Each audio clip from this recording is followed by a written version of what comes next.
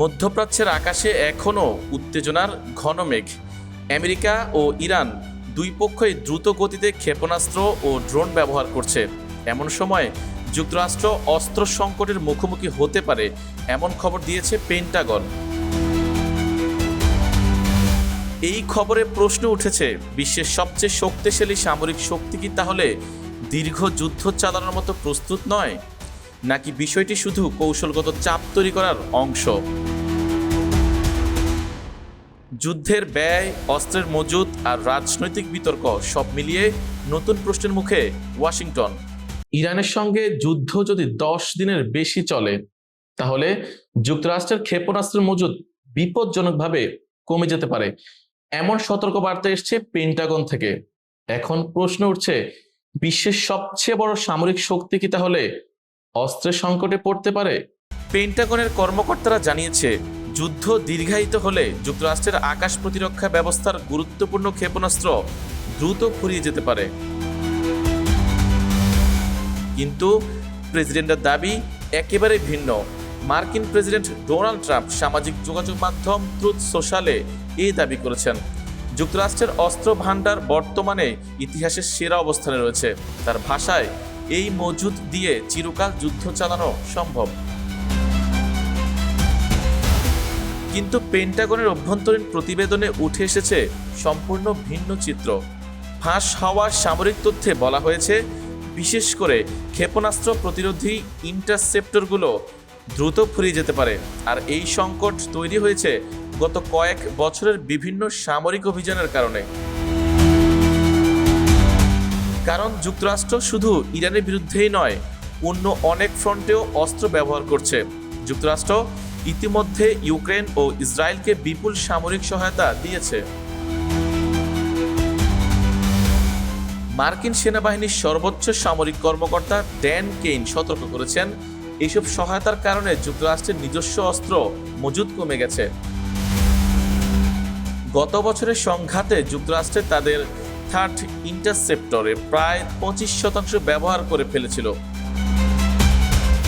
আর ইরানের নতুন কৌশল এই সংকটকে আরও বাড়িয়ে দিচ্ছে। ইরান ও যুক্তরাষ্ট্রের বর্তমান সংঘাতে সামনে উঠে এসেছে কঠিন বাস্তবতা।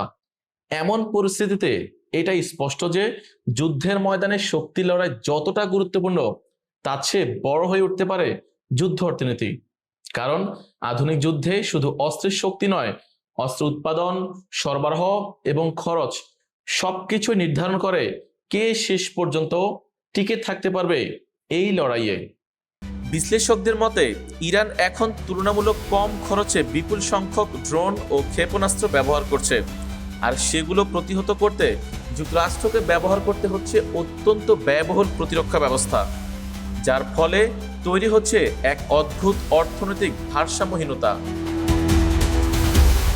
এদিকে মার্কিন পররাষ্ট্রমন্ত্রী মার্কো রুবিও জানিয়েছেন, ইরান মাসে প্রায় 100টি ক্ষেপণাস্ত্র তৈরি করতে পারে। অন্যদিকে যুক্তরাষ্ট্র মাসে মাত্র 6 থেকে 7টি ইন্টারসেপ্টর উৎপাদন করে। এতে স্পষ্ট যে ইরানের সাথে যুদ্ধ দীর্ঘ হলে প্রতিরক্ষা ব্যবস্থা নিয়ে কঠিন চাপে পড়বে যুক্তরাষ্ট্র। শুধু অস্ত্র সংকট নয়, যুদ্ধের আর্থিক ব্যয়ও যুক্তরাষ্ট্রের জন্য বড় উদ্বেগ হয়ে উঠেছে। কারণ প্রতিদিনের যুদ্ধ পরিচালনার খরচই কয়েক million dollar. Centre for a new American security জানিয়েছে, একটি এয়ারক্রাফট ক্যারিয়ার স্ট্রাইক গ্রুপ পরিচালনা করতে প্রতিদিন প্রায় $65 লাখ খরচ হয়। অভিযানের প্রথম 24 ঘন্টাতেই যুক্তরাষ্ট্রের ব্যয় হয়েছে প্রায় $779 মিলিয়ন। যুদ্ধ যদি কয়েক সপ্তাহ চলে, তাহলে খরচ কয়েকশো বিলিয়ন ডলারে পৌঁছাতে পারে বলে দাবি করেছে সংস্থাটি। এদিকে ইরানের বিরুদ্ধে যুদ্ধ নিয়ে এখন বিতর্ক শুরু হয়েছে মার্কিন কংগ্রেসে। মার্কিন আইন প্রণেতাদের একাংশ প্রশ্ন তুলেছেন, কংগ্রেসের অনুমোদন ছাড়াই এই যুদ্ধ শুরু করার ক্ষমতা প্রেসিডেন্টের ছিল কিনা।